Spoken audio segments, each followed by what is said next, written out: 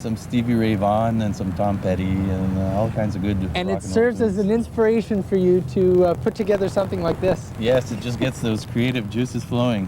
One thing that this art and the arts of all kinds that you work in has provided for you is lots of travel. For instance, this week you'll be in Ottawa for a national competition. Tell us a little bit.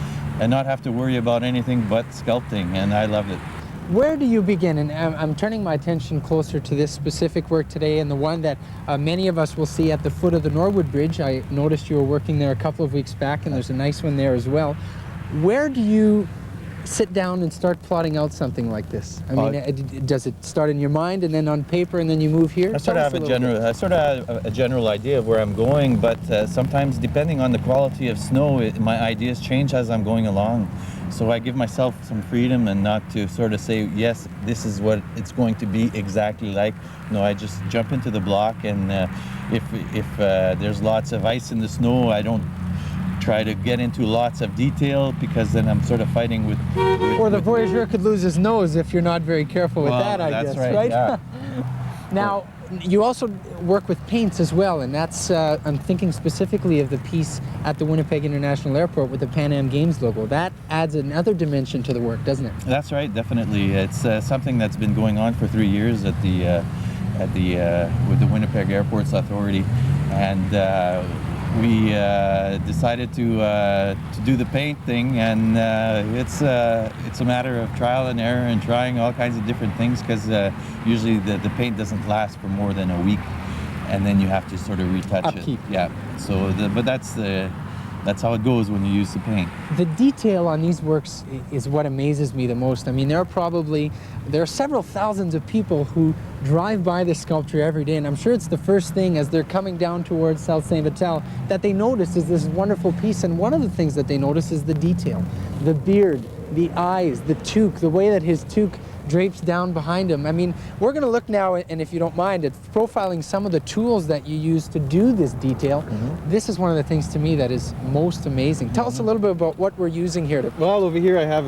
just a drywall knife, and it works pretty good because it's got big teeth, you know, and it's sort of... I ain't messing with you. If you hit ice, you can still chomp through it, you know. So that's just a basic, pretty simple tool. And then I just have one that's a little bit bigger, and this does the same thing. And and by the looks of them, I can see they've been through a lot with you, because these aren't brand new tools. So these are... And they're all sort of handmade too, you know. Yep. They're sort of extensions of wood sculpting tools, but on a bigger scale.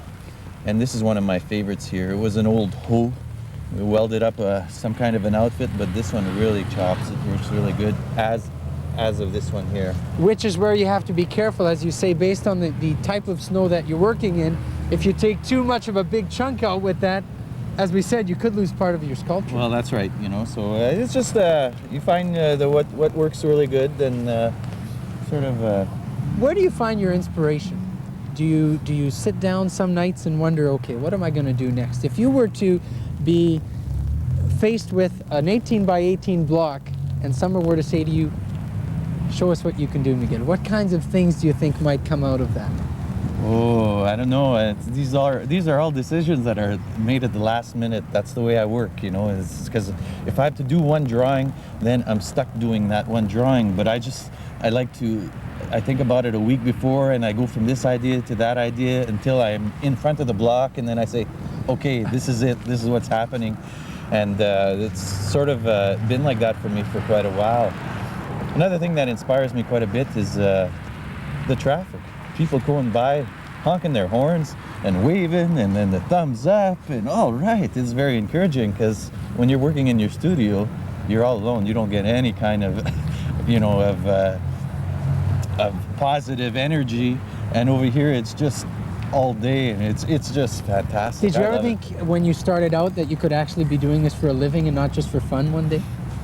The snow, all of sculpture, or art in general. Yeah, in sculpture, when I decided to take wood sculpting courses out in Quebec City in 1979, my main objective was to make a living doing my sculpture, and 20 years later, I can't complain. And this has added a different dimension, the whole snow sculpting. Yeah, well, in sculpture, I try not to limit myself just to one medium. as in the wood, I do the bronze, I do the snow, and I also do stone. So with all of that different kind of medium, it's just endless of what I can do. Speaking of bronze, what's it like to know that when people go by the Manitoba legislature, your piece profiling Louis Riel, who is an important part of the voyageur heritage and the history of Manitoba, what's it like to know that your piece is being viewed there by thousands of tourists and Manitobans alike who come through the legislature? Oh, it's very special, and it's really heartwarming that I had the